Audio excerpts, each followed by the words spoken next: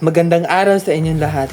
Ako ay si Elijah Zar Malinaw, isang mag-aaral ng Hospitality Management sa Cebu Roosevelt Memorial Colleges.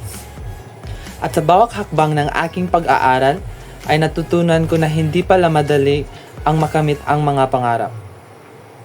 Ngunit lagi akong may pag-asa. Isa sa mga kanta na nagpapalakas sa akin ay ang kanta ng Bini na Kapit Lang. Para sa akin, ang kantang ito ay isang paalala na kahit anong pagsubok man ang dumaan, kailangang magpatuloy ka at panghahawakan ang iyong mga pangarap. Bilang isang mag-aaral sa kursong ito, ay araw-araw kinakaharap ko ang mga hamon at pagkakataon upang matutunan ang mga kasanayan na makakatulong sa akin at sa aking kinabukasan. Hindi rin madali ang buhay estudyante. May mga araw na tayo ay nasa itaas at may mga araw din na tayo ay nasa ibaba.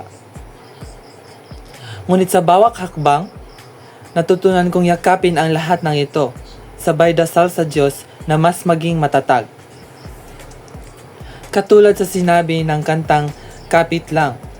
Kapit lang, kapit lang kaibigan. Ito ang nagiging gabay ko sa mga pagkakataong ako'y nawawalan ng gana. Ang mga karanasan kong ito ay naging bahagi ng pagbuo ko sa aking sarili upang magiging professional sa larangan ng hospitality.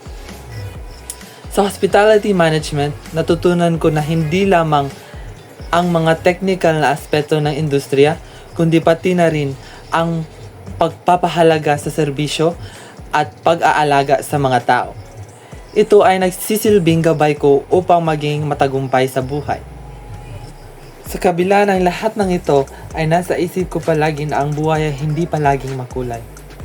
Gaya ng mga sandali ng kalungkutan ay may mga panahon din ng tagumpay at kasiyahan. Tulad ng mensahe ng Kapit Lang. Sa kabila ng lahat ng ito, ang pinakamahalaga ay hindi ka mawala ng pag-asa at magpatuloy ka lang. Pinapaalala sa akin ng kanta na sa bawat pagsubok ay laging may liwanag sa dulo ng bagyo. Kaya't kapit lang dahil sa huli, lahat ng pinaghihirapan mo ay magbubunga ng tagumpay. Kaya sa mga kaklase at kaibigan ko, patuloy tayong magsikap, mangarap at huwag mawala ng pag-asa. Oo, hindi madali, ngunit sa bawat hakbang ay may matutunan tayong bagong aral. Kapit lang, dahil sa bawat hakbang natin ay patungo tayo sa tagumpay. Iyon lang at maraming salamat.